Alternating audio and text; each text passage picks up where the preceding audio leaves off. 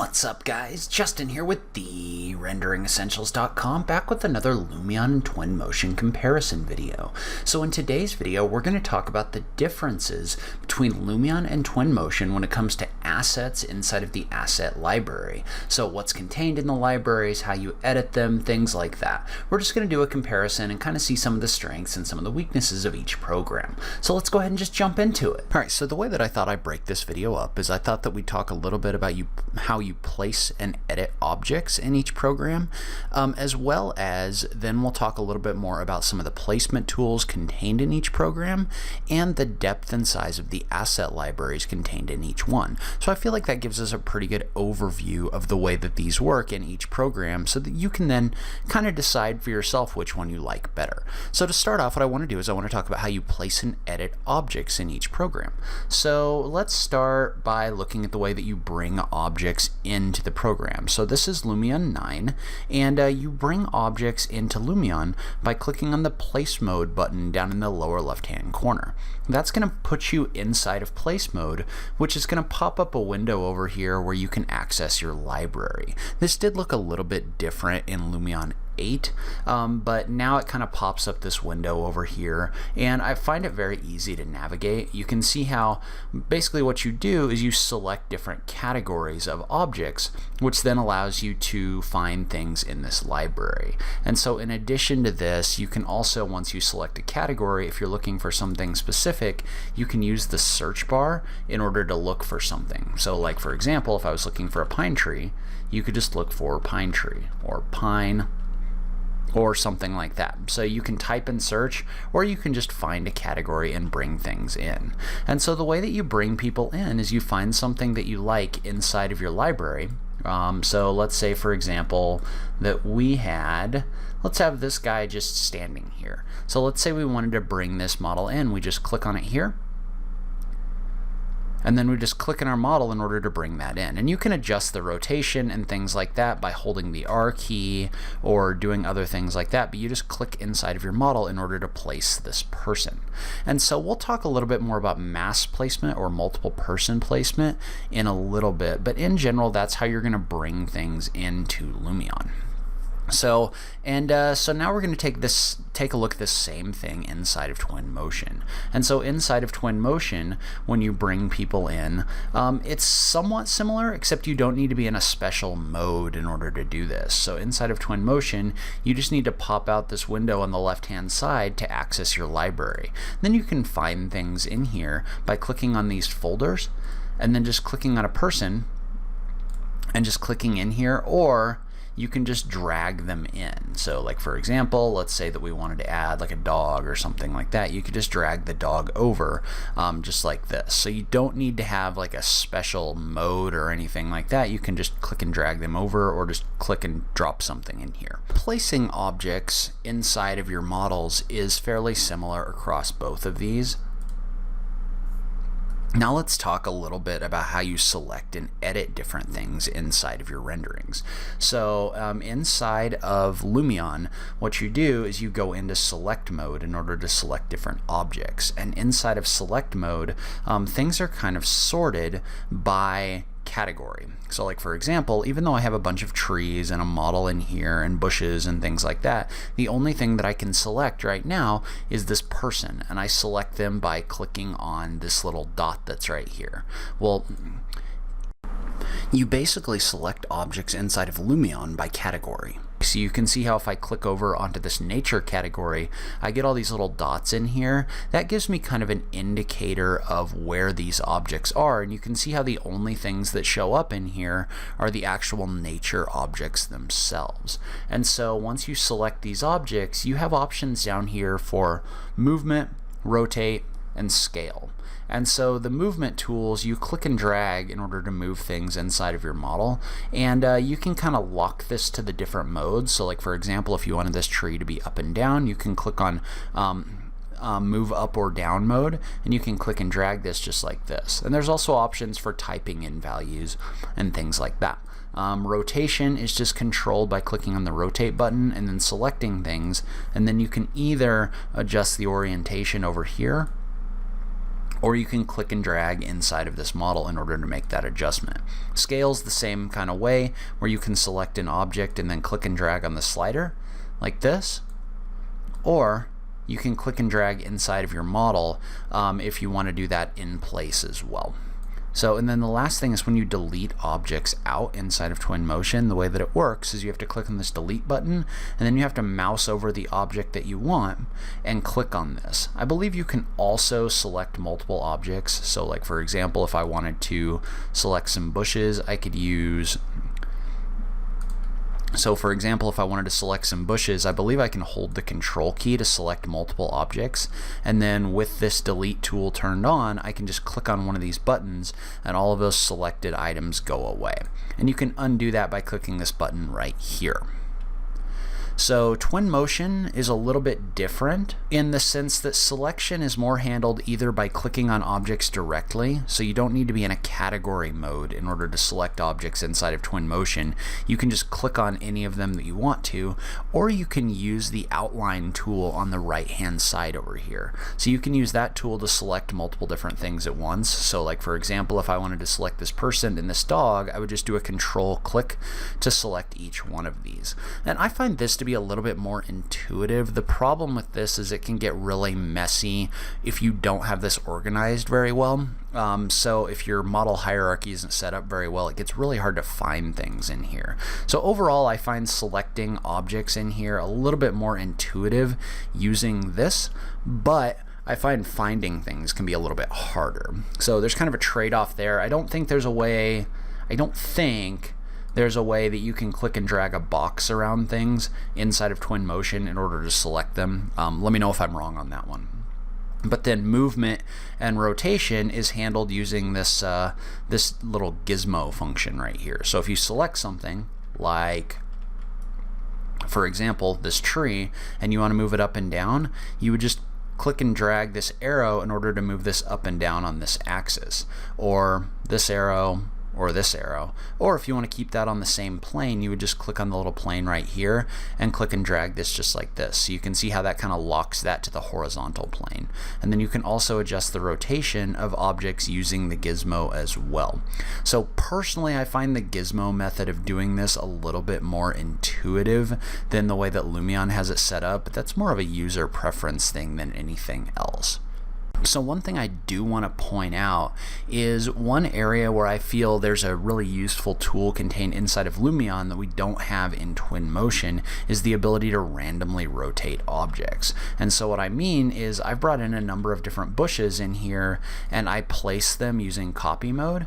Well, I would like to be able to scale these up and down kind of randomly. So I wish that I could select this whole line of objects in here and kind of randomly scale and size them. So at the moment, that's something that I don't really have inside of Twinmotion. But if I go over into Lumion, and let's say, for example, that we wanted to kind of randomize these bushes, I'll just do a control click to select multiple different bushes at once. If you select multiple different objects in here, there's actually a tool for randomly rotate and randomly scaling different objects. So you can see how I can use this to kind of add some randomization and some rotation in here, which can make things look a lot more realistic, especially when you're dealing with organic things like trees and bushes. So that is one area where I feel like the tools inside of Lumion are definitely more developed at the moment. There's also options for placing things on ground and aligning different things. So there's some more advanced tools for editing groups contained inside of Lumion that I'm not necessarily seeing in Twinmotion at the moment that can make working with things, especially organic things, a little bit easier. So now let's talk a little bit about the mass placement tools in each one of these, because one of the things that makes programs like this powerful is the ability to place multiple objects at once. So instead of having to place them things individually, you can use this to place multiple things at one time. So to do that, you go into place mode, and let's go ahead and add a group of people walking along this path. So Lumion has 3 different modes for placing objects. There's single placement, mass placement, and cluster placement.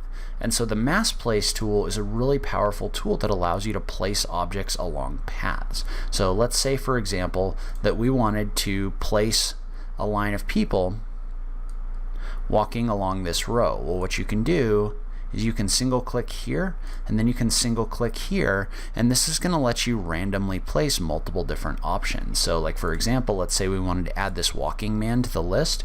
You can add that model, and maybe like somebody on a bicycle or something like that. You can basically place multiple different people and groups and things like that along a path.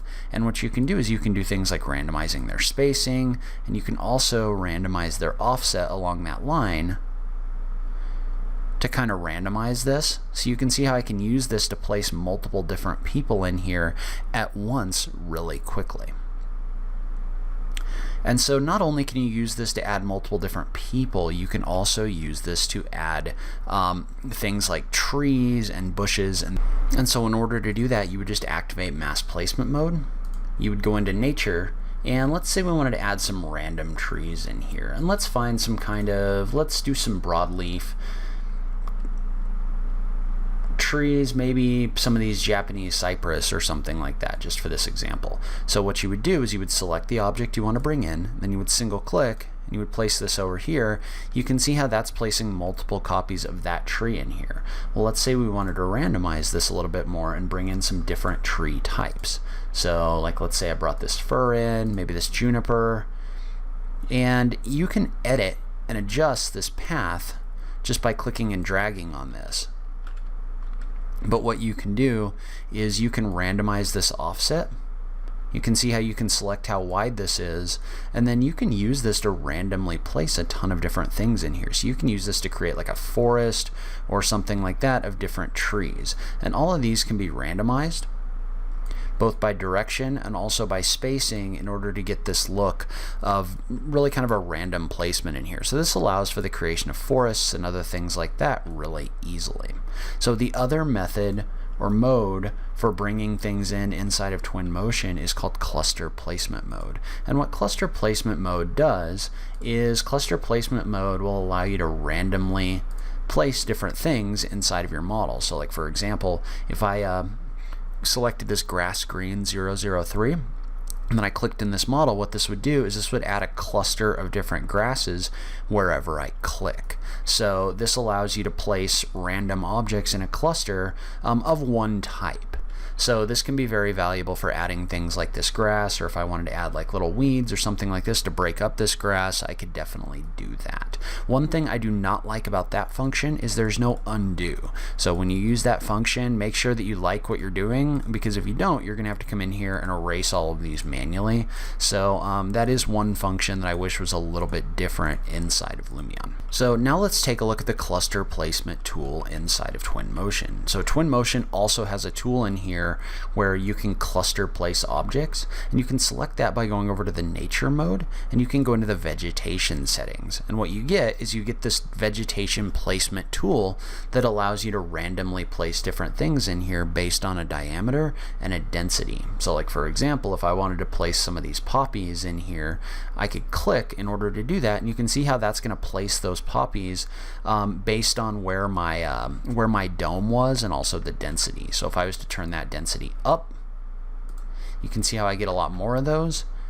If I turn the density down, I get fewer. So you can use this to kind of adjust the number of poppies and other things that you place in here. And this allows you to place multiple different things. So like for example, if I was to select this this tree and this tree and click to place this, you can see how that'll randomly place both of those inside of that diameter that we have selected in there. And so this is how you add grass to your Twinmotion renderings. So I can single click in order to place this grass geometry inside of this location, and probably I would turn my density up, but you can see how you use this in order to place that grass inside of your rendering. So this tool I think is a little bit better than the Lumion cluster placement tool for randomly placing things in clusters. I do think Twinmotion at the moment is suffering from not having a tool that allows you to place things in a straight line, just because it's amazing how many times times that you do that, and how many times you want to place something based on a rectangle rather than a circular dome. But this is definitely a great tool for randomly placing things like poppies and trees and things like that. You can create forests and other things really easily. So then the last thing I want to talk about just a little bit is kind of the depth of the different asset libraries contained in each program. So like for example, if we take a look at the Lumion library right now, what you're going to find is you have a ton of different options in here. Like for example, if I go to the broadleaf trees and I start scrolling to the right, so let's start on page 13 and just keep scrolling. You have 21 pages of options of different trees that you can bring in. So it's just a very deep library with a ton of different options. And not only does it have a ton of different options, but also most of these are super high quality models. So they're great models. They look really good. Like if I place this tree and then I zoom in, you can see how this is a really realistic tree. And like the petals on this tree move in the wind and things like that. It just has a really deep asset library. There's a ton of different options in here. And so I would say this is one area at the moment where Lumion has a bit of an advantage, or a fairly strong advantage, I would say, over Twinmotion, is just in the size and depth of the library. So like for example, if I go into Twinmotion and I kind of scroll through this trees library, I mean there's definitely a ton of trees in here that you can bring in, and I think they look good. They do the same thing where they kind of move in the wind and things like that. I think they're great looking assets, but I will say that at the moment the Lumion library is just deeper, so it just gives you more options. So like for example, just if you look at the characters library, you can see how you get some characters contained inside of Twinmotion, but if you go back into Lumion and you look at the same thing, just at the moment with the number of different options that you have in here, there's really just not too much of a comparison between the two, just in the depth of what you can bring in. Now, a couple things about that, because I want to be not only fair, but I also want to look forward to the big picture. So to be fair, if you look at a lot of these assets, a lot of these have little icons on the lower right hand side. That's because those are coming from external libraries. Well, access to those libraries comes at a cost, and at the moment Lumion is a paid program while Twinmotion is being made available for free.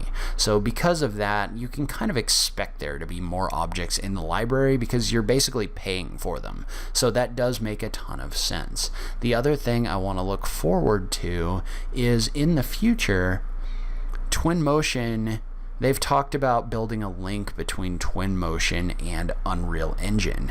If that is the case, and when that happens, that means that you can have a direct link to the Unreal Engine marketplace, which has a ton of like industry leading super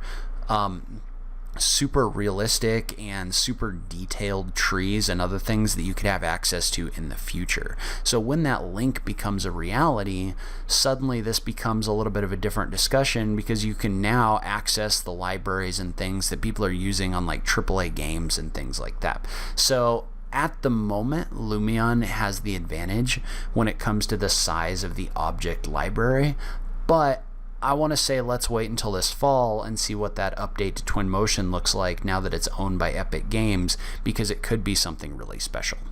So that's where I'm going to end this video. Leave a comment below and let me know what you thought. Which one of these do you like better? Which features do you like? I just love having that conversation with you guys. If you like this video, please remember to click that like button down below. If you're new around here, remember to click that subscribe button for new rendering content every week. As always, thank you so much for taking the time to watch this. I really appreciate it, and I will catch you in the next video. Thanks, guys.